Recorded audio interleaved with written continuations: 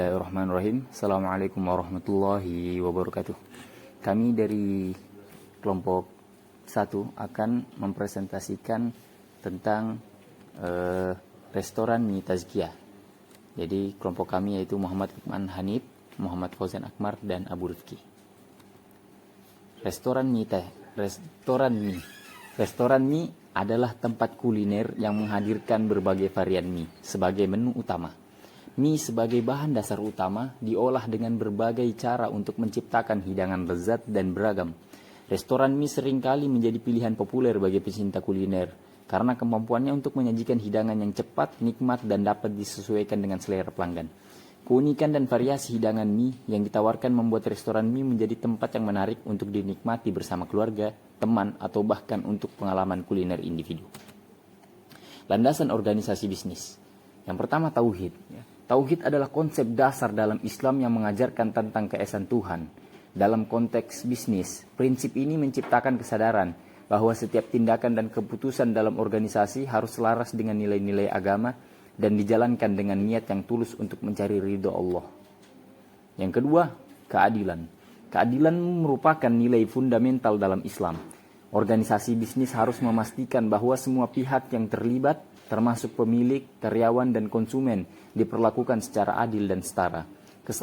Kesetaraan peluang dan perlakuan adalah prinsip utama yang harus dijunjung tinggi. Yang ketiga, berkah. Konsep berkah menekankan pentingnya bersyukur dan mengakui bahwa segala sesuatu berasal dari Allah. Bisnis yang dijalankan dengan penuh keberkahan diyakini akan mendapatkan kesuksesan jangka panjang. Oleh karena itu, pemilik bisnis Islam diajarkan untuk menjalankan usaha mereka dengan integritas dan kejujuran. Keempat, ihsan. Ihsan adalah konsep kebaikan atau melakukan yang terbaik. Bisnis Islam diharapkan untuk tidak hanya mencari keuntungan, tetapi juga berkontribusi positif terhadap masyarakat dan lingkungan sekitarnya. Tanggung jawab sosial dan kepedulian terhadap kesejahteraan umum merupakan landasan yang penting. Sidik, prinsip kejujuran dan transparansi sangat dihargai dalam Islam. Bisnis diharapkan untuk menjalankan operasi dengan transparan, memberikan informasi yang jelas kepada semua pihak terkait, termasuk pelanggan, karyawan, dan pemegang saham. Keenam, hudud. Organisasi bisnis dalam Islam diharapkan untuk mematuhi batas-batas yang ditetapkan oleh syariah, termasuk dalam hal-hal kehalalan produk, proses bisnis yang adil, dan kepatuhan terhadap hukum Islam. Akhlak, etika bisnis termasuk pelakuan terhadap pelanggan, karyawan, dan pesaing, memiliki peran penting dalam Islam. Prinsip-prinsip akhlak yang baik harus tercermin dan dalam setiap aspek operasional bisnis. Analisa lingkungan bisnis. Yang pertama, analisa lingkungan bisnis itu terbagi menjadi dua. Yang pertama, analisis lingkungan eksternal, yaitu dari perekonomian global, faktor politik dan hukum, sosial dan budaya, teknologi, persaingan industri, pasar dan konsumen, lingkungan alam. Nah, kemudian analisis lingkungan internal, yaitu sumber daya dan kemampuan, budaya perusahaan, sistem manajemen dan struktur organisasi, kualitas produk dan layanan, inovasi, keuangan, hubungan dengan pemasok dan pelanggan. Nah, itulah analisa lingkungan bisnis. Setelah menganalisa lingkungan bisnis, kita akan analisa business plan, yaitu pengolahan modal 1 miliar dari investor. Yang pertama yaitu studi riset pasar. Kita mengalokasikan sekitar 20-25% untuk melakukan studi pasar dan riset yang menyeluruh. Ini termasuk analisis demografi, preferensi konsumen, dan tren pasar. Dana ini dapat digunakan untuk menyewa ahli riset atau perusahaan riset pasar yang dapat memberikan data yang akurat. Pengembangan konsep dan desain restoran. Dedikasi sekitar 15-20% untuk merancang konsep restoran yang unik dan menarik. Ini mencangkup desain interior, branding, dan pengembangan menu. Gunakan dana ini untuk menyewa desainer profesional dan ahli konsep restoran pengembangan. Konsep dan desain restoran. Akuisisi di lokasi dan bangunan.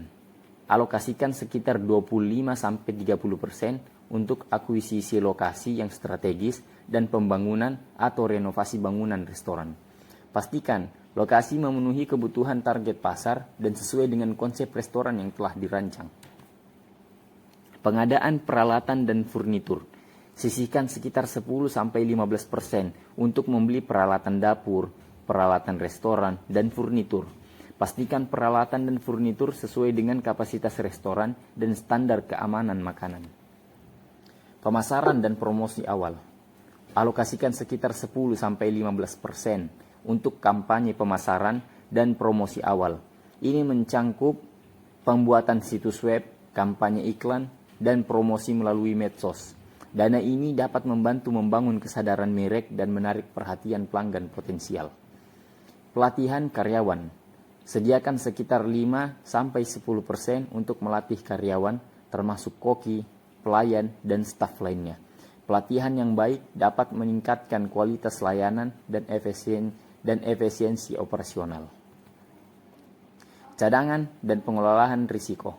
Simpan sekitar 5-10% sebagai cadangan untuk mengatasi kemungkinan risiko atau kebutuhan tambahan yang mungkin muncul selama pengembangan dan operasional restoran. Sistem teknologi dan point of sale atau POS. Alokasikan sekitar 5-10 untuk sistem teknologi seperti perangkat lunak POS, sistem manajemen inventaris, dan teknologi lainnya yang dapat meningkatkan efisiensi operasional.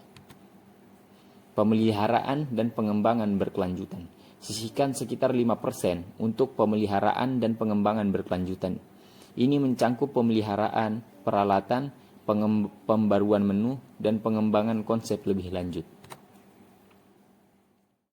Baik, untuk selanjutnya yaitu susunan struktur organisasi di dalam sebuah bisnis perusahaan mie Tazkiyah. Susunan organisasi bisnis restoran dapat bervariasi tergantung pada skala dan jenis restoran. Berikut adalah susunan organisasi untuk bisnis restoran. Yang pertama, direktur utama, yaitu pemilik. Bertanggung jawab atas kebijakan umum, visi dan arah strategis restoran. Pemilik atau direktur utama dapat terlibat secara langsung dalam pengelolaan atau hanya berperan sebagai pengambil keputusan tingkat tinggi. Nah, selanjutnya manajer umum. Bertanggung jawab atas pengelolaan operasional harian restoran. Manajer umum memastikan bahwa semua aspek bisnis berjalan lancar, termasuk keuangan, pemasaran, dan layanan pelanggan. Dan selanjutnya, manajer keuangan. Bertanggung jawab atas keuangan dan akuntansi restoran, memantau anggaran, mengelola pembayaran, dan memberikan laporan keuangan kepada manajemen. Selanjutnya yaitu kepala koki, memimpin dapur dan bertanggung jawab atas pengembangan menu, kontrol kualitas dan inovasi kuliner. Kepala koki berperan penting dalam menciptakan pengalaman kuliner yang unik. Lalu manajer pemasaran, bertanggung jawab atas strategi pemasaran, iklan dan promosi restoran, memastikan bahwa restoran mendapatkan visibilitas yang cukup dan menarik pelanggan baru. Nah, lalu manajer SDM, menangani rekrutmen, pelatihan, dan manajemen karyawan. Manajer SDM memastikan bahwa tim restoran dikelola dengan baik dan memiliki keahlian yang sesuai. Lalu manajer operasional, mengawasi operasi harian, termasuk pemesanan bahan baku, manajemen persediaan, dan ketersediaan stok. Manajer operasional memastikan efisiensi dalam proses operasional. Nah, lalu ada kebersihan dan pemeliharaan, koki dan staf dapur, pemasaran digital, pelayan dan IT, dan sistem informasi. Nah, yang pertama yaitu kebersihan dan pemeliharaan. Nah, melibatkan petugas kebersihan restoran dan staf pemeliharaan, bertanggung jawab atas kebersihan lingkungan restoran dan pemeliharaan peralatan. Lalu ada koki dan staf dapur. Melibatkan koki, asisten koki, dan staf dapur, bertanggung jawab atas persiapan makanan, kebersihan dapur, dan kepatuhan terhadap standar keamanan pangan. Lalu ada pemasaran digital. Dalam era digital, posisi ini semakin penting, bertanggung jawab atas strategi pemasaran online, manajemen media sosial, dan interaksi dengan pelanggan melalui platform digital. Lalu ada pelayan. meliputi pelayan, kasir, dan staf pelayanan pelanggan bertanggung jawab atas pelayanan kepada pelanggan, pengambilan pesanan, dan kebersihan restoran. Nah, yang terakhir yaitu ada IT dan sistem informasi, yaitu menangani kebutuhan teknologi informasi restoran, termasuk sistem point of sale, POS, manajemen inventaris, dan pemeliharaan perangkat lunak. Selanjutnya adalah rencana manajemen bisnis restoran Mitaskia. Rencana manajemen bisnis restoran adalah dokumen yang merinci tujuan, strategi, tindakan, dan sumber daya yang akan digunakan untuk mencapai keberhasilan operasional dan keuangan restoran. Berikut adalah beberapa komponen yang biasanya ada dalam rencana manajemen bisnis restoran. Yang pertama, analisis pasar dan permintaan.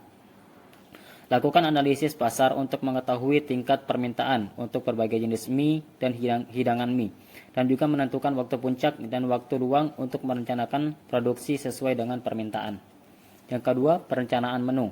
Tentukan menu mie dan hidangan lainnya yang akan ditawarkan, dan juga pastikan ketersediaan bahan baku dan peralatan yang diperlukan untuk setiap item menu. Yang ketiga, pemesanan dan persediaan. Tentukan kebutuhan bahan baku harian dan mingguan dan menciptakan sistem pemesanan yang efisien untuk menjaga tingkat persediaan yang optimal. Yang keempat, manajemen persediaan. Pertahankan sistem manajemen persediaan yang baik untuk menghindari kelebihan atau kekurangan stok dan menggunakan metode FIFO, first in, first out, untuk memastikan bahan baku yang lebih lama digunakan lebih dulu. Yang kelima, rencana produksi harian. Buat jadwal produksi harian atau mingguan berdasarkan perkiraan penjualan dan mengatur produksi untuk menghindari pemborosan bahan baku dan mengoptimalkan waktu kerja. Yang keenam, pengendali kualitas. Menentukan standar kualitas untuk setiap item menu dan melakukan pengawasan kualitas selama proses produksi untuk memastikan konsistensi rasa dan tampilan. Lalu, pelatihan karyawan. Pastikan karyawan yang terlibat dalam produksi mendapatkan pelatihan yang memadai dan menyertakan panduan prosedur kerja untuk memastikan konsistensi. Lalu pemelihara peralatan. Jadwalkan perawatan rutin untuk memastikan bahwa peralatan produksi berfungsi dengan baik dan menanggapi segera terhadap kerusakan atau kegagalan peralatan. Lalu pemantauan dan evaluasi.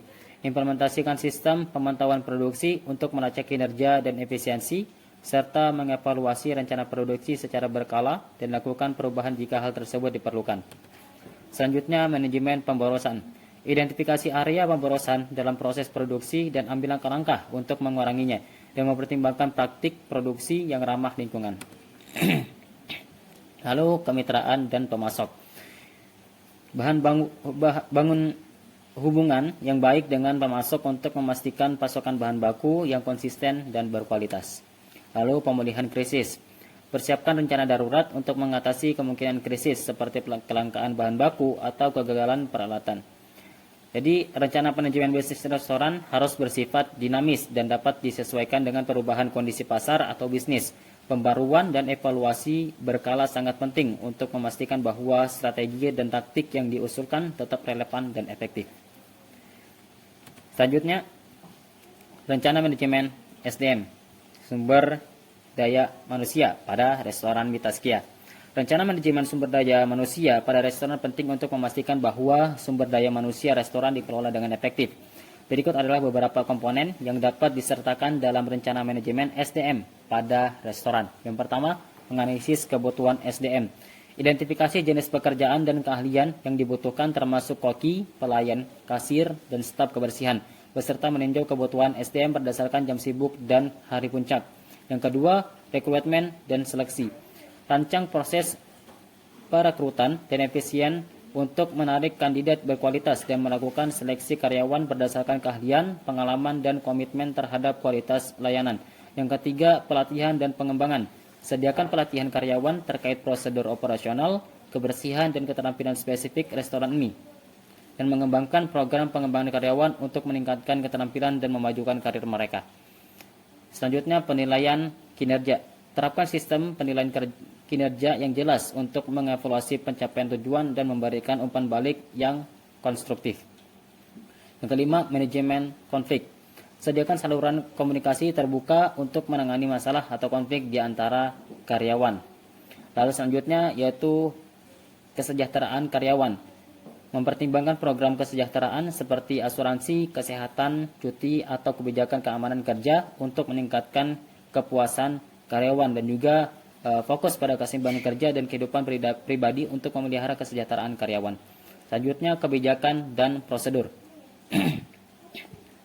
Tetapkan kebijakan dan prosedur yang jelas terkait dengan waktu kerja, absensi, dan etika kerja, dan sosialisasikan secara bijak kepada seluruh karyawan dan pastikan dipahami dengan baik. Lalu manajemen performa karyawan. Lakukan pembinaan dan mentoring secara teratur untuk membantu karyawan mencapai potensi maksimal mereka.